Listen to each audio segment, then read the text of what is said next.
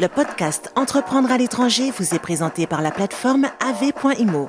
Si vous voulez acheter, vendre, faire estimer ou financer un bien en France ou au Portugal, les experts d'AV.IMO vous accompagnent gratuitement dans vos démarches. Pour être accompagné sereinement, rendez-vous sur le site www.ave.imo. Bonjour et bienvenue sur ce 50e épisode d'Entreprendre à l'étranger. J'espère que vous allez bien. Alors comme promis pour ce 50e et à partir de ce 50e numéro, je recevrai régulièrement des entrepreneuses et des entrepreneurs pour évoquer avec eux une problématique bien spécifique. Et aujourd'hui, je suis avec Juliette de l'association Willa et Marie-Caroline qui est passée par l'association Willa et qui aujourd'hui est ambassadrice au sein de cette association, notamment sur le projet Willa Expat, qui est un projet dédié à l'entrepreneuriat féminin et principalement aux femmes qui entreprennent à l'étranger. Je vais donner la parole à Juliette. Bonjour Juliette, est-ce que tu peux te présenter s'il te plaît? Nous dire Bonjour, qui tu es, où tu es et ce que tu fais chez Willa. complètement. Alors du coup, moi je suis Juliette Le Gouic, je suis responsable de programme chez Willa. Je suis actuellement dans une phone box, donc dans une petite boîte. C'est des appels en plein cœur de Paris. Et donc je travaille chez Willa. Et Willa, on est une association qui accompagne les femmes à la création d'entreprises. Et je pourrais venir un peu plus sur le détail de ce qu'on fait par la suite. Avec plaisir, merci. Marie-Caroline? Oui, bonjour. Bonjour. Moi, je suis Marie-Caroline Edenrec. J'ai monté Mikasa Estukasa, qui est une plateforme qui est un réseau de confiance pour la location de biens immobiliers. Et je vis actuellement au Vietnam, à Ho Chi Minh City. Merci. Alors, moi, la première question que je vais te poser, toi, Marie-Caroline, c'est comment tu as connu Willa? Comment est né ton projet? Comment tu as connu Willa? Alors, moi, j'ai monté mon projet au départ toute seule. Il a commencé en Colombie, puis à Londres, et puis au Gabon. Et donc en fait, au début, j'étais toute seule sur le projet. J'avais une équipe de développeurs, mais concrètement, toute seule, sur place. Et il est arrivé un moment où je me suis dit que, comme tout entrepreneur, on peut pas tout faire tout seul et que j'avais besoin d'un réseau, j'avais besoin d'accompagnement sur plein de questions, liées à énormément de choses, que ce soit, de comment on développe, ses réseaux sociaux, à comment on fait une levée de fonds, comment trouver un bon associé, comment pas se planter, sur un certain nombre de sujets. Et du coup, on m'a assez vite conseillé, d'aller vers un incubateur. Willa s'est imposé clairement comme celui qui me convenait le plus en termes de manière de fonctionner, effectivement un réseau de femmes. Moi, je me sentais hyper isolée en tant que femme expat entrepreneur et du coup, les valeurs de Willa me parlaient, énormément et puis programme que moi j'ai suivi, qui est le programme Scale d'accélération, il était pile poil ce dont j'avais besoin, à ce moment-là. C'est-à-dire la boîte, elle avait déjà montré une première preuve de marché, mais là, il était clairement temps d'accélérer et donc j'ai présenté que Willa et j'ai eu la chance d'être prise, donc j'étais trop contente et ça m'a effectivement énormément aidée. Est-ce que tu peux m'expliquer, nous expliquer en fait comment Mikasa Estukasa est né et qu'est-ce que c'est? Ouais, bien Parce que sûr. lorsqu'on entend location entre particuliers, on se dit qu'il y en a beaucoup, mais quelle est la particularité de ta plateforme? Ouais. En fait, c'est né d'un problème, personnel, à savoir qu'on habitait en Colombie, en famille et qu'on a acheté une maison, en France et que, on n'y allait pas très souvent évidemment, c'était notre pied-à-terre pour l'été, mais bon le reste de l'année, on pouvait pas y aller, à toutes les vacances, ni tous les week-ends. Donc on a voulu la mettre en location, sauf que, on s'est retrouvé face au grand, donc à Airbnb et cetera et que je me sentais absolument pas, en confiance, avec ces sites-là. D'autant plus que j'étais loin et cetera donc et que vraiment, cette maison c'était, voilà, c'était la maison de famille, pour mes enfants et cetera. Donc du coup, j'ai créé un groupe Facebook fermé et dans lequel j'ai invité mes amis qui ont invité leurs amis, où chacun, pouvait, soit proposer sa maison, soit chercher des maisons, entre personnes de confiance. Et puis, le projet m'a un peu dépassée, c'est-à-dire que j'ai lancé ça en fin d'année, j'avais lancé ça en décembre et à l'été, il y avait déjà 5 000 membres sur le groupe. Donc j'ai commencé à me dire: «Tiens, il y a peut-être un truc» et puis je me suis dit: «Bon OK, à 10 000 membres, j'en fais un projet pro» et puis à 10 000, je me suis dit: «Non, c'est pas encore assez gros, j'attends 15». Puis j'ai attendu 20 000 et à 20 000 membres, là, je me suis dit: «Bon, en fait, il y a vraiment un besoin». S'il y a 20 000 personnes, qui préfèrent passer par un groupe Facebook, plutôt que par les sites qui existent déjà, c'est que j'ai un créneau, voilà. En fait, notre idée, c'est d'aller chercher des maisons qui sont pas louées ailleurs, des gens qui osent pas mettre leur maison en location et d'ouvrir les volets des maisons qui restent fermées le reste de l'année. C'est aussi une démarche assez, alors écologique, le mot est un peu fort, mais l'idée c'est de se dire arrêtons de construire des hôtels. Il y a énormément de logements inhabités les trois quarts de l'année. Autant les ouvrir, autant partager les charges des maisons secondaires. Et donc voilà, et finalement, aujourd'hui, on a près de 3 000 maisons et 45 000 membres qui font partie de notre réseau, en sachant qu'il faut toujours être coopté pour rentrer sur le site. Alors, c'est assez marrant, je me permets une petite parenthèse. Ton histoire, ça me fait penser à celle de la start-up qui a dû fermer pour des raisons sanitaires, qui est Menu Next Door. Je sais pas Ben, je si tu as connais connu pas. cette. Non. En fait, Menu Next Door, c'est très simple. C'est un type qui, un jour, c'était en Belgique. Je crois que c'était un type ou une femme, je sais plus. Enfin bref, c'est un utilisateur qui a fait un repas. Ses invités ne sont pas venus, donc il lui est resté des parts de repas. Il a décidé de les mettre sur un groupe Facebook. Ah bah voilà. Et ça a pris dans le quartier, ça a pris à Bruxelles, en Belgique. Et lorsqu'il a commencé à chercher à faire sa levée de fonds, il s'est pointé avec un groupe Facebook avec plusieurs dizaines de milliers de membres qui, en fait, s'achetaient de la nourriture entre eux. Ouais, c'est trop marrant. Génial comme Et c'est concept. devenu Menu Next Door, mais ça a fermé parce que après, les utilisateurs ne respectaient pas les normes sanitaires. Ah oui. Et ça a été lancé en Belgique, puis après, ça arrivait en France. Et en fait, ouais, mais l'histoire assez drôle, c'est que le type allait taper aux portes d'investisseurs, et le seul outil qu'il avait, c'était un groupe Facebook. Bah moi aussi au début quand j'ai alors après j'ai créé un site et tout ça, mais effectivement tout a commencé par un groupe Facebook. Alors après, je t'avoue que il faut apprendre à monétiser parce qu'il y a beaucoup de gens qui sont capables de faire des groupes Facebook qui marchent et tant que c'est gratuit, c'est marrant, tu trouves beaucoup d'utilisateurs. L'idée c'est de trouver un modèle, monétisable autour de ça. Donc c'était quand même tout l'enjeu notamment d'ailleurs de l'accompagnement que j'ai eu avec Willa, de trouver le bon modèle. Et ça, donc Willa, c'était en quelle année? Donc en quelle année Alors tu découvres et tu rencontres Willa? 2019, je crois. Il me semble que j'ai dû le faire sur l'année 2019-2020. L'année scolaire, du coup, parce que j'ai commencé en juillet et j'ai fini donc en juin. Voilà. Donc ça fait déjà quelques années. D'accord. Juliette, toi qui, au sein de Willa, donc accompagne les entrepreneurs à développer leur idée, tu t'es orienté, tu t'es spécialisé en fait au sein de Willa auprès des femmes expats. Ouais, alors pas que les femmes expats, c'est-à-dire que je m'occupe de plusieurs programmes, et notamment des programmes aussi pour des entrepreneurs qui sont franciliennes, donc qui sont basés en Île-de-France. Mais pour le coup, j'ai aussi choisi le programme expat parce que je trouve que c'est des challenges qui sont d'autant plus intéressants et d'autant plus difficiles aussi en fonction des régions, en fonction des business que les entrepreneurs veulent monter. Et aujourd'hui, où sont situés la majorité des entrepreneurs que tu accompagnes? Sur le programme expat, Ouais, alors sur le programme expat, il y en a 3 qui sont basés au Gabon, il y en a 2 qui sont en RDC, il y en a 2 qui sont aux Émirats arabes unis, une qui est à Londres, une qui est à Milan et une qui est au Vietnam. Donc il y a un petit pôle Afrique, et sinon elles sont un petit peu éparpillées partout au travers du monde. mais je vois surtout, il y a un pôle Afrique. Est-ce que c'est dû au passage de Marie-Caroline? Parce que quand même Je Gabon, pense. RDC, Vietnam, Londres. Bah, c'est aussi des, Je- tu nous Moi, diras je vois ça comme ça. mais c'est aussi peut-être notamment au Gabon, peut-être des pays où l'entrepreneuriat est vraiment une solution au niveau de l'emploi. Bah, c'est ce que je Alors, disais il y a pas longtemps. J'ai eu le duo de Samaya à Bruxelles, où on se disait en fait, dans certains pays, eux sont originaires de Côte d'Ivoire et du Mali. Et en fait, on est arrivé à la même conclusion, c'est qu'en fait, c'est dans certains pays, la solution A, c'est créer sa boîte. Et la solution B, il faut que la A marche. Exactement. Et voilà. Donc à partir de là, oui, tu crées. Exactement. Je veux juste préciser un truc, c'est pas toutes mes copines, en fait, hein, je les connais pas.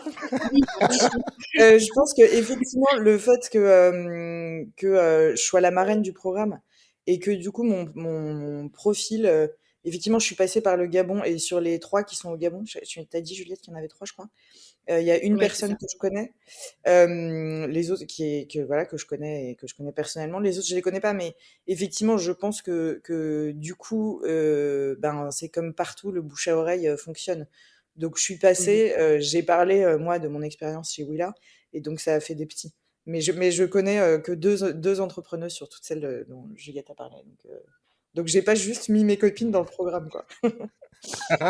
Mais ça pourrait, écoute, non, mais si les projets sont sympas, pourquoi pas? Ah bah, pourquoi pas? Mais bon, j'ai pas autant de copines entrepreneuses quand même, à travers le monde. Du coup, Juliette, le programme dédié aux expats, qu'est-ce qu'il leur apporte? Bah, Parce comme qu'il y a ouais. la contrainte de la distance quand même. Mmh. Bah, déjà, c'est qu'est-ce qu'il leur apporte et déjà, c'est qu'il existe. C'est qu'aujourd'hui, il y a beaucoup de programmes qui accompagnent les entrepreneurs à la création d'entreprises. Il y en a beaucoup qui sont basés sur des territoires géographiques. Par exemple, en France, le nombre d'incubateurs qui proposent des programmes d'incubation pour les structures françaises et pour les entrepreneurs basés en France, il y en a beaucoup. Mais derrière des programmes qui permettent d'avoir un mélange entre justement des moments en visio, du travail à faire en individuel et qui permet de s'adapter justement à des contraintes professionnelles, à des contraintes familiales et à des contraintes horaires qui sont aussi différentes. Il n'y en a pas tant que ça. Et l'idée, c'est vraiment de reproduire le système des incubateurs, parce que nous, du coup, on est un incubateur, donc c'est comme des écoles, on va dire, pour les projets entrepreneuriaux et notamment les projets innovants. Et donc l'idée, c'est vraiment d'apporter une communauté. Donc les entrepreneurs, lorsqu'elles rentrent dans le programme Willa Expat, elles entrent dans une communauté d'entrepreneurs. Et Willa, c'est une association qui existe depuis 2005. Donc des entrepreneurs, on en a vu passer pas mal. Et donc ce qui est vraiment chouette, c'est de pouvoir les mettre en relation avec enfin, avec des alumni justement, et de pouvoir prendre des retours d'expérience de ces entrepreneurs. Donc gros point fort, c'est la communauté et donc qui permet de lutter contre la solitude de l'entrepreneur, comme disait Marie-Caroline, et aussi évidemment tout ce qui va être compétences et connaissances que vont leur apporter les experts et le suivi auquel elles vont avoir accès pendant tout le temps de leur accompagnement. C'est que nous, on est une équipe de 13, ce qui fait pas beaucoup pour le nombre d'entrepreneurs qu'on accompagne par an. Mais l'idée, c'est qu'on s'appuie vraiment sur des expertises terrain, des expertises techniques, d'experts avec lesquels on travaille et qui vont justement apporter des briques sur la communication, de la comptabilité, du marketing, du commercial, enfin vraiment toutes les briques de l'accompagnement, toutes les briques de la création d'entreprise, mais aussi des compétences qui vont être beaucoup plus des soft skills sur un petit peu plus tout ce qui va être lié à l'empowerment, tout ce qui va être lié à comment est-ce que je gère ma boîte, comment est-ce que je me positionne en tant que chef d'entreprise, comment est-ce que je crois en mes compétences et comment est-ce que je les mets en avant. Et tout ça, c'est des choses qui ne sont pas forcément acquises et qu'on va aller retravailler avec les entrepreneurs. Merci. Euh, tu, tu me disais, comment dire, l'association existe depuis 2005, Mhm. donc elle a 18 ans, et de 2005 comment dire, à l'après-Covid, elle était dédiée, destinée uniquement aux femmes entrepreneurs en France. C'est ça. On était sur avant le Covid, comme disait Marie-Caroline aussi, les programmes étaient majoritairement, enfin étaient 100% en présentiel même. Et moi, c'est une époque de Willa que j'ai pas connue parce que je suis arrivée chez Willa pendant le Covid. Donc pour moi, Willa c'est le digital, mais pas que. Et donc du coup, la majorité de nos programmes c'était justement du présentiel dans nos locaux.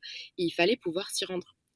Et, euh, et au début, plutôt par contrainte, on a passé nos programmes en digital, on a dû réadapter toutes nos formations aussi pour que ça s'adapte à des formats qui soient plus courts, qui soient plus attractifs aussi, parce que passer 4 heures en visio, c'est long. Donc l'idée, c'était de pouvoir proposer des formats hybrides qui permettaient de solliciter autrement les entrepreneurs. Et donc du coup, On l'a passé au début comme ça en se disant, bon, ça va durer un temps. Finalement, le Covid a duré un temps assez long. Et on s'est surtout rendu compte que c'était non seulement pratique, mais que c'était en fait très très pertinent et que ça allait tout à fait dans notre logique aussi de déploiement de l'association. C'est que si on veut accompagner plus de femmes à la création d'entreprises dans des startups innovantes, dans des projets innovants à fort enjeu, à fort impact, en fait, il fallait accompagner plus de femmes tout court et plus de femmes donc en France et au-delà des frontières.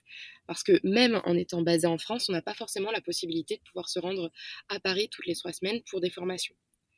Et donc, on a gardé ces programmes qu'on a continué à adapter en distanciel pour aller toucher justement d'autres publics qui n'auraient pas accès en temps normal à ces programmes d'incubation. D'accord, je comprends mieux. Aujourd'hui, Marie-Caroline, ton projet, donc t'en as deux, parce qu'il y en a un qui est ta plateforme, et il y en a un deuxième qui est être la marraine du programme chez Willa. Euh, Comment ça se passe en tant que marraine chez Willa? Qu'est-ce que tu apportes et quels sont les sujets évoqués avec les entrepreneurs et qu'est-ce que tu leur apportes? Alors, juste une chose, c'est vraiment Juliette qui gère le programme, hein. Moi, je suis là, Oui, oui, vraiment oui, t'es la en petit marraine, mais oiseau, au-dessus. Tu confirmes bien. Non, par exemple, on a fait une rencontre avec les entrepreneurs. On a passé, je sais plus, 2 heures, je crois, à discuter. En fait, ce que j'apporte et ce que je trouve passionnant, d'abord, c'est de voir les profils différents, l'enthousiasme de ces femmes. Et Dieu sait que je sais que ça peut être compliqué de tous les matins trouver le courage de s'y remettre toute seule. Voilà, en sachant que là-bas, il n'y a pas d'espace de coworking. Enfin, en tout cas, par exemple, je pense au Gabon, il n'y a pas un espace de coworking où tu vas retrouver des femmes dans la même situation que toi, etc. Donc, euh, donc moi, je leur apporte juste les quelques années que j'ai de plus qu'elles en tant qu'entrepreneur. Et du coup, un échange assez riche sur, bah voilà, je connais vos difficultés, je suis passée par là, ne restez pas seul, voilà. Ce qui m'importe énormément et et pour ça que je suis hyper contente que Willa Expat existe, c'est que moi, ça m'a juste fait respirer aussi, Willa. Ça m'a fait rencontrer des gens avec qui je pouvais partager des expériences communes. Et là, dans Willa Expat, c'est encore plus fort dans le sens où OK, je suis pas la seule à me retrouver seule. Je suis pas la seule à me dire OK, comment je fais pour trouver une associée. Je suis pas la seule à me dire OK, je me sens moins loin du monde de l'entrepreneuriat, mais en fait, je suis quand même une vraie entrepreneur, donc je reprends confiance en moi, etc. Donc moi, mon rôle, c'est plutôt un rôle modèle dans le sens où bah voilà, j'ai monté ma boîte 5 ans avant ces femmes-là, et du coup, bah c'est juste du retour d'expérience, quoi. Et en échange, j'adore suivre leurs projets, j'adore leur enthousiasme. Enfin, je trouve ça passionnant, quoi. Si je Donc peux me c'est voilà. permettre d'ajouter, tu dis juste du retour d'expérience, mais pour le coup, vraiment les rôles modèles, c'est ce qui manque aujourd'hui vraiment cruellement dans l'entrepreneuriat féminin. Et de pouvoir en fait s'identifier à des projets qui marchent, à des entrepreneurs qui ont des projets justement qui avancent et qui scale. Et donc le fait d'avoir Marie-Caroline sur le programme, c'est ultra précieux pour les participantes. Et là-dessus, comment dire, c'est de là où je suis, l'entrepreneuriat, moi j'ai découvert l'entrepreneuriat qu'en passant par des rôles modèles, mais de mecs. Mhm. Donc, et c'est quelque chose qu'on retrouve dans les clubs business où il y a quasiment que des mecs. Pour la petite anecdote, j'ai co-dirigé un business club à Marseille. Et quand on me demande de prendre la direction en local avant de rejoindre la direction nationale, j'ai dit ok, bah moi ça me touche de prendre la direction à une seule condition, que mon co-directeur ne soit pas un mec. Et on me demande pourquoi. J'ai dit à la direction, il y a un mec, à la nationale, il y a un mec qui prend toute la place. Je fais si en local, on commence à mettre que des duos de mecs, on va se couper d'une partie de la population quand même qui entreprend. Bah, Et c'est ça a pas loupé. Ça a pas loupé. J'ai été voir. Je sais même pas comment elle a accepté Laure que je salue. J'ai été la voir. On s'était jamais vu. Je la suivais sur les réseaux sociaux. Je la suivais sur Internet par rapport à son changement de carrière et à sa création de société en plein Covid. Et je lui ai dit, on m'a proposé la direction. J'aimerais que tu sois ma co-directrice. Et elle me dit OK. Et on a appris à se connaître comme ça. Et ben c'est très simple, dans le dans le club, il y avait 2 tiers, c'était des femmes. Non, mais c'est évident parce qu'en fait, l'identification est hyper importante. On Donc est d'accord. effectivement, tu peux pas, t'identifier, quand tu es, quand tu es une femme expat, en RDC, tu vas pas aller l'identifier à un mec, parisien, qui a jamais quitté, le 17e arrondissement, quoi. Donc clairement, le rôle modèle, quel qu'il soit, hein, on a tous envie de suivre des gens qui nous ressemblent et qui ont traversé les mêmes choses que nous. Donc oui, effectivement, c'est un point, important du programme, ouais. Non, mais non, non, mais là aussi, non, mais c'est hyper important parce que ce soit au sein du programme, de programme Willa, de mon expérience ou des gens que je fréquente, on arrive à avoir, je vais pas dire cette sensibilité ou cette présence d'esprit de se dire que l'entrepreneuriat n'est pas un monde de mecs fait entre 25 et 50 ans, Mmh. parce que généralement c'est ce qu'on voit le plus souvent. C'est qu'il y en a d'autres qui entreprennent. Donc allons un peu voir un peu ce qui se passe et un peu soit s'inspirer, soit juste comprendre les difficultés rencontrées. Parce que quand moi, je fais je fais de l'accompagnement à la création de société, donc c'est mon job. Ce que j'aime à dire aux gens, c'est j'ai besoin de savoir en fait comment est composée votre famille. Et ils ont du mal à comprendre au départ. Donc la personne, je dis, bon, on va prendre l'exemple d'un mec, je dis, est-ce que tu es marié? Est-ce que tu es en couple? Est-ce que tu as des enfants? Est-ce que tu comptes te marier avec ta chérie? Est-ce que tu comptes avoir des enfants? Et c'est toutes des questions qui, à un moment donné, vont venir impacter l'entreprise. Bien sûr, ouais. Euh, et ben en fait, ben, tu te rends compte que peu de gens posent ces questions. Parce qu'on nous a toujours montré comme l'entrepreneur, l'homme seul. Et c'est ce qu'on disait avant l'enregistrement. Et on parlait pas, tu sais, de ce, quand, à l'expat, de ce que j'aime appeler, tu sais, l'excédent de bagages, qui est la famille. C'est ça. C'est maintenant, j'appelle ça comme ça, j'appelle ça l'excédent de bagages, parce qu'en fait, tu sais, personne n'en parle, parce que c'est presque tabou, quoi. Mais d'ailleurs, les boîtes qui ont compris que la famille de l'expatrié est à prendre en compte, ont tout à y gagner. C'est-à-dire que c'est ces boîtes-là qui vont réussir à continuer à avoir des expatriés. On peut pas ne pas Bien prendre sûr. en compte et les enfants et le conjoint de celui qui s'en va, quoi. Donc C'est ça. c'est un enjeu hyper important, en fait. Et surtout, après le Covid, où les gens, maintenant, c'est à leur bien-être ou à leur santé mentale, ils préfèrent ça largement à une carrière ou un salaire. Donc, carrément. Mm. Euh, donc, donc, ton projet Mikasa Estukasa, aujourd'hui, il en est où? Il en est où? Quelle est sa portée? Alors, aujourd'hui, il y a exactement une semaine, on a changé de modèle. Donc Ah, aujourd'hui, il y a une nouvelle plateforme qui est sortie là, il y a moins d'une semaine même, puisque c'était jeudi dernier. Euh, qui est très joli au passage. Ah bah merci, c'est sympa, on essaye. Donc en fait, l'idée, c'est que pour rentrer sur Mikasa Istukasa, il faut être parrainé par une personne. Je précise que l'idée, c'est absolument pas de faire de l'entre-soi. Il y a aucun critère de quoi que ce soit d'entrée. C'est juste se dire à qui moi je suis prêt à laisser mes clés, voilà, à qui je prêterai mon appart. Donc toutes ces personnes-là, à partir du moment où tu es prêt à leur laisser les clés, tu peux les parrainer sur le site. C'est juste vraiment de créer de la confiance, donc aussi de créer un lien assez fort entre propriétaires et locataires. On pousse à mort à ce qu'ils se parlent entre eux, parce qu'en fait, le seul fait d'avoir un dialogue avec quelqu'un, ça crée une notion de confiance importante. Et aujourd'hui, ce qui change par rapport au modèle d'avant, c'est que les réservations se font en ligne. Le paiement se fait en ligne. On offre du coup une assurance, aussi la sécurité du paiement en ligne. On offre une messagerie interne pour que justement créer du lien entre les gens, voilà, et on prend des commissions depuis donc une semaine. Donc changement de business model. Avant, on faisait payer juste les propriétaires pour avoir de la visibilité.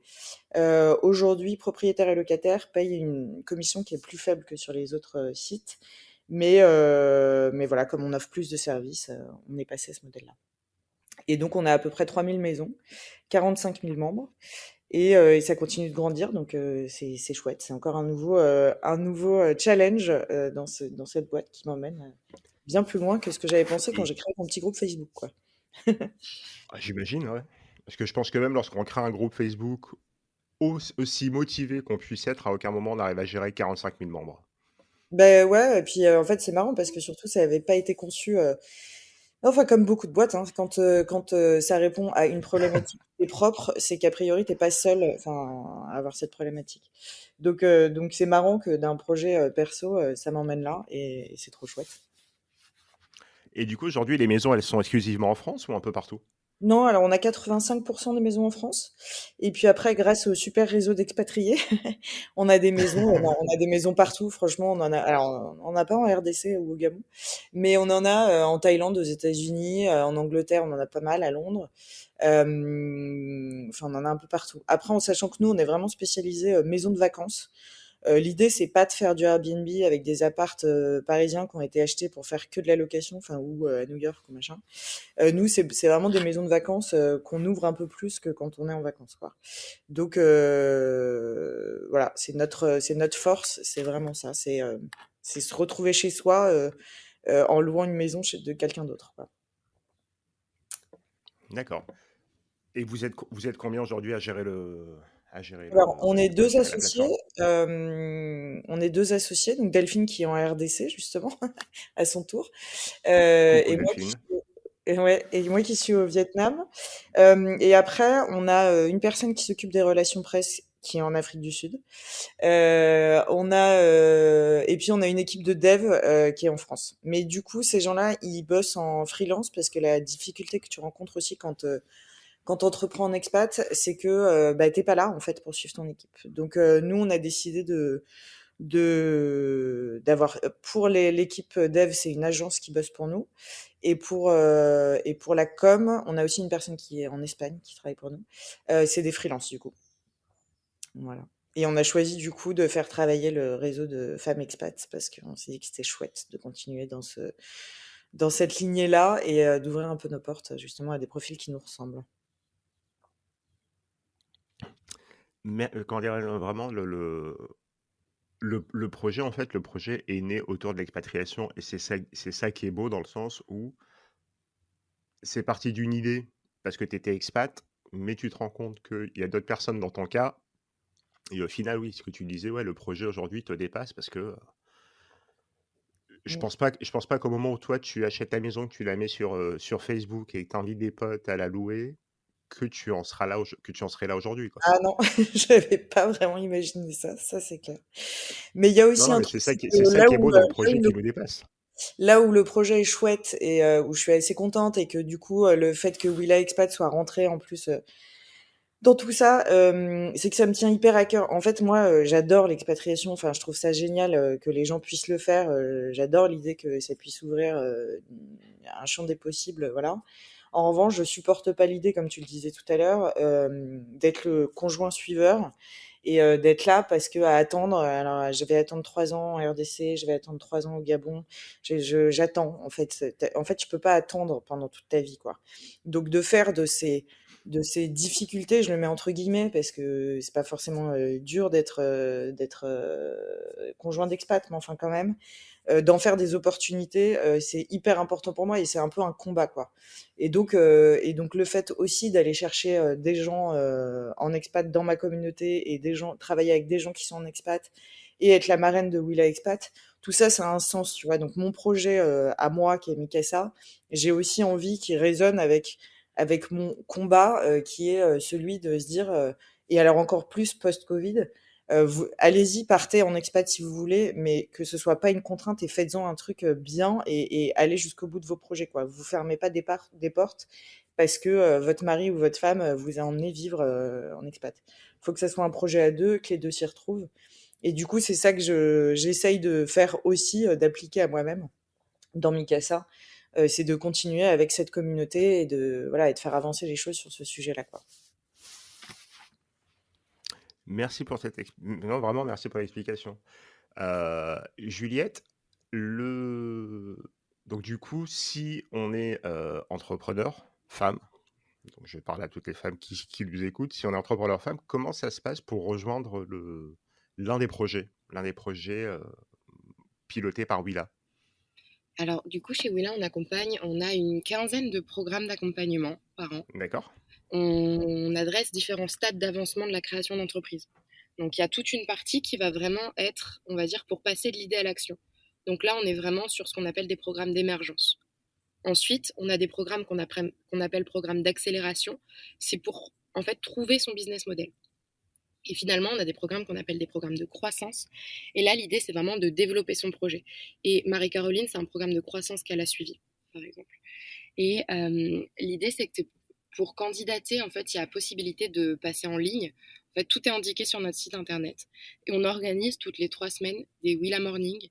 Et les Willa Morning, c'est des visios où l'idée, c'est vraiment de pouvoir rencontrer les entrepreneurs, l'écosystème qui serait intéressé par Willa, et que ces personnes puissent rencontrer l'équipe.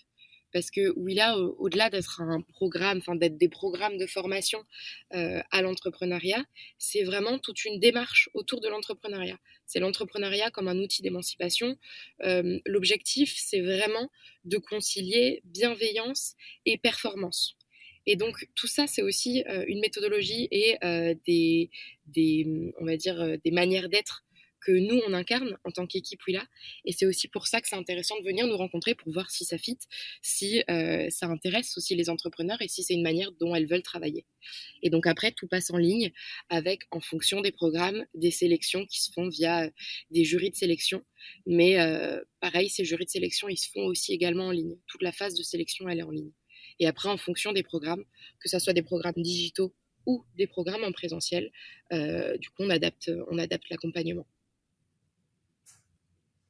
Merci. Et aujourd'hui, au sein de Willa, vous accompagnez combien de femmes? Alors, en ce moment, à l'instant T, je ne sais pas exactement. Je pense qu'en ce moment, on doit avoir une cinquantaine d'entrepreneurs, un peu plus, une soixantaine d'entrepreneurs actuellement en programme. Et dans l'idée, en fait, c'est plus de 120 startups par an et plus de 500 femmes, parce que notamment sur les programmes d'émergence, on accompagne des groupes qui sont plus importants, parce que l'objectif, justement, pour passer de l'idée à l'action, c'est se rendre compte qu'on n'est pas seul, déjà à se poser ces questions-là, et de se créer un réseau. C'est ce qui manque aussi beaucoup chez les entrepreneurs et notamment chez les primo-entrepreneurs, c'est que souvent, en fait, elles ont pas évolué dans ce secteur-là dès le début. Et donc, en fait, c'est pouvoir leur apporter déjà une première brique de réseau qui est fondamentale dans l'expérience entrepreneuriale. Et Je peux c'est rajouter juste clairement, un petit peu sur les apports de Willa, parce que, en fait, les experts, c'est vraiment un truc de dingue. Moi, je sais que à chaque fois, on a eu des experts qui ont pu passer 1 heure, 2 heures avec nous pour valider souvent d'ailleurs, c'est ça qui se passe, hein, c'est qu'on a des idées de stratégie, on en parle aux experts et les experts vont valider en fait. Et en fait, c'est un confort de décision et c'est une force incroyable en fait ça. Donc chez Willa, le gros plus, c'est vraiment le réseau à mort et les experts qui sont dingues, quoi. Et qui sont là aussi parce qu'ils sont persuadés et convaincus des valeurs que porte l'asso. Et ça, c'est Ouais, aussi super fort pour exactement. les startups Ouais. qui rencontrent. C'est qu'ils sont vraiment là pour elles. et ces experts, comment dire, ce sont que des femmes entrepreneurs en France ou des personnes qui entreprennent à l'étranger, des entrepreneurs étrangers? Alors, il y a tout. Au niveau des experts, l'idée justement, en fait, oui, là, nous, on accompagne les femmes à la création d'entreprises, mais dans l'idée, en fait, on accompagne les équipes mixtes. L'idée, c'est à partir du moment où on a des femmes fondatrices ou des femmes avec un fort pouvoir de décision dans l'entreprise, c'est des projets qu'on peut accompagner. Et donc, du coup, au niveau de nos experts, on est aussi pour cette mixité parce que justement, cette mixité, ça apporte aussi plus des différents points de vue, des différentes manières de fonctionner, et on est pour la mixité dans l'entrepreneuriat. Et donc, du coup, au niveau de ces expertises, on retrouve justement des experts hommes, des experts femmes, des experts en France, des experts à l'étranger. D'autant plus que maintenant, on fait beaucoup de choses en ligne. Et donc, justement, ces heures de conseils dont parlait Marie-Caroline se font majoritairement aussi en ligne. Et ce qui est super, c'est que ça nous permet de pouvoir avoir aussi des experts qui auraient que 1 heure à accorder par mois à une start-up, par exemple, et qui n'auraient pas la possibilité de se déplacer dans nos locaux si cette permanence, cette heure de conseil avait lieu en présentiel. Et donc, au travers du digital, ça nous permet aussi de rencontrer d'autres experts engagés qui ne se seraient pas engagés sinon chez Willa. D'accord. Non, non, ouais, c'est vrai que ça apporte des fondations assez solides, surtout au démarrage d'un projet. Et Et l'idée, c'est ce qui manque. l'idée, c'est C'est- qu'à chaque fois, on dit aux startups de ne pas venir en se disant, bah voilà, je sais pas comment faire, dites-moi comment faire. Parce que c'est pas le rôle des experts, mais c'est exactement comme disait Marie-Caroline, c'est j'arrive avec une idée de, ok, je pense que je vais le faire comme ça. Et le rôle des experts, c'est de challenger les startups tout au long du programme, mais de manière aussi assez ponctuelle. On n'est pas sur une prestation de conseil. À partir du moment où on entre dans un besoin qui va être, par exemple, une création de charte graphique ou de choses comme ça, là, avec grand plaisir, si les experts et les startups veulent travailler ensemble, mais ça sort du coup du chapeau, on va dire, de Willa. Mais nous, par contre, on est ravis aussi de pouvoir du coup réorienter les startups vers des experts de confiance et des personnes qu'on connaît et dont on connaît aussi la qualité du travail. D'accord.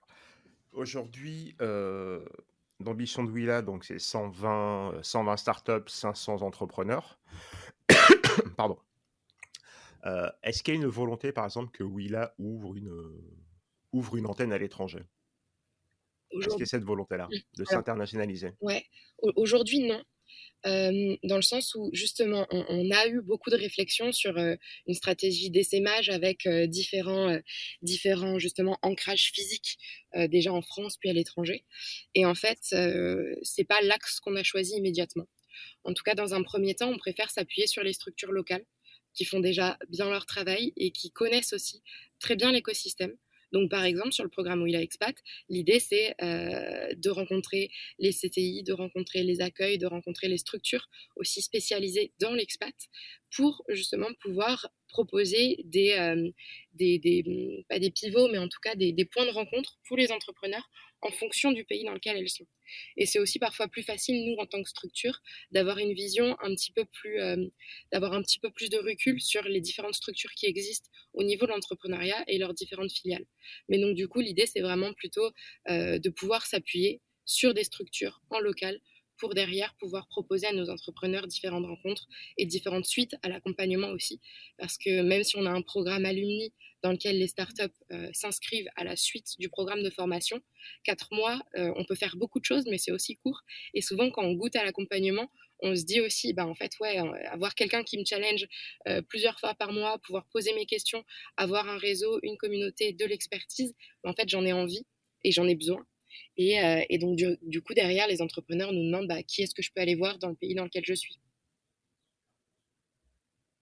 Ça, c'est hyper intéressant parce que l'isolation de l'entrepreneur à l'étranger, elle est terrible, hein, parce qu'il ne connaît pas le marché, il ne connaît pas le pays et Et il va parfois même faire pas la des langue. erreurs. Ah non, mais non, mais des fois, quand je dis la culture, c'est la langue, les us et coutumes. Ouais, c'est ça. Euh, je sais pas, il y a 2 ans avec Cyril, on a coécrit un article sur ces Bretons qui avaient pour mission divine de faire aimer la crêpe à l'humanité. Je me sens quelque peu concernée. Et, et alors, paradoxalement, moi j'ai vécu aussi à l'étranger, donc beaucoup au Portugal, et il y avait une Bretonne qui ramenait l'intégralité de ses produits pour faire ses crêpes de Bretagne. Voilà, donc des fois il y avait des retards sur les livraisons parce qu'elle faisait ramener vraiment l'intégralité de ses ingrédients. Mais ce qui était sympa, hein, Sandra, je te salue, mais parce qu'il y avait une communauté française, une communauté francophone, euh, pas trop loin, et francophile. Et j'ai eu des cas où des types ont essayé de faire la même chose, mais au Mexique. Ah ouais. La crêpe au Mexique, c'est un concept. Ils voient pas ce que c'est. Bah, surtout qu'ils ont des tacos, quoi. Voilà. Et puis surtout, moi, c'est ce que je dis aux gens, c'est faire des crêpes sucrées à base de farine de maïs. On peut essayer, hein. Je suis pas sûr du résultat. Et en fait, et c'est toutes ces petites questions que aujourd'hui, nous, avec l'expérience, comment dire, toi Juliette, toi Marie-Caroline, c'est aujourd'hui, on en rigole parce qu'en fait, on a vu passer ce genre de projet devant nos yeux, on en a accompagné. Et des fois, les gens, en fait, d'où l'importance des experts locaux. Les gens, en fait, partent bille en tête avec leur projet parce que ça marche en bas de chez eux, donc ça doit marcher à l'étranger. Et des fois, bah, en fait, ça va dégoûter de l'entrepreneuriat parce qu'ils vont se prendre un nombre de portes incalculable et ils vont perdre du temps, de l'énergie, de l'argent et puis rentrer en France et le retour en France va être vécu comme un échec. Et repartir après ça va être hyper compliqué. Ouais, Donc c'est sûr. ouais, je prône les experts locaux, l'expertise locale. Parce que, comment dire? Personne d'autre qu'un local va t'expliquer comment fonctionne, comment fonctionne comment ton business peut fonctionner en local. Ouais, Donc c'est sûr. Sur le programme Expat, si je peux ajouter, pour ouais. le coup, on a aussi pas mal d'entrepreneurs qui veulent créer des structures françaises ou en tout cas qui ont comme cible plutôt la France, voire l'Europe. Et donc là, du coup, on a aussi un autre atout qui est qu'on est basé en France et qu'on a aussi une super connaissance du marché. Et donc, du coup, en fait, ça se fait dans les deux sens. C'est-à-dire que sur celles qui auraient besoin justement d'expertise locale et de faire notamment de la vente ou du développement en local, on est justement relais et on permet ces mises en relation. Et sur la partie, par exemple, tout ce qui va être relatif aux subventions en France, tout ce qui va être relatif à globalement ce que je disais tout à l'heure, à ton marché, aux tendances, etc. Ça, c'est des choses quand tu es à l'autre bout de la planète, tu les as peut-être un peu moins en tête. Même si avec Internet, tu peux quand même faire beaucoup de choses. Globalement, tu n'es pas non plus au même endroit. Et donc, avoir une structure qui te permet d'avoir cette connaissance de l'écosystème aussi, cette proximité avec l'écosystème, c'est un plus. Je confirme, pour faire de l'accompagnement, aller en France et à l'étranger, je comment dire? Je te le confirme et je le confirme de comment dire? Plutôt 2 fois qu'une. Heu, non, non, mais ouais, du coup, je comprends encore mieux l'ambition de Willa. On arrive à la fin de ce podcast. Est-ce que l'une et l'autre, vous avez un conseil? Alors, c'est toujours la question que je pose, c'est est-ce que vous avez un conseil à donner à quelqu'un qui souhaite entreprendre? Alors, en France et à l'étranger? Juliette, je te laisse commencer ou... Alors, je ne sais pas si moi, ce serait un conseil, mais ce serait plutôt une bonne pratique au niveau Je t'en prie. de la création d'entreprise. C'est de regarder, en fait, moi, c'est vraiment très focus sur les rôles modèles. C'est d'aller chercher des entrepreneurs qui nous ressemblent aussi et qui ont fait des projets ambitieux et en parler. Et la prochaine fois où on vous cite, où on vous demande qui est-ce qui t'inspire ou qui est ton entrepreneur qui t'intéresse, etc., avoir en tête aussi d'autres projets que des Mark Zuckerberg ou des fondateurs de Apple. Mais l'idée, c'est aussi de pouvoir élargir ses connaissances au niveau de l'entrepreneuriat, parce que derrière, ça nous permet de s'intéresser à des nouveaux modèles, à des autres manières de fonctionner et de sortir un petit peu des sentiers battus.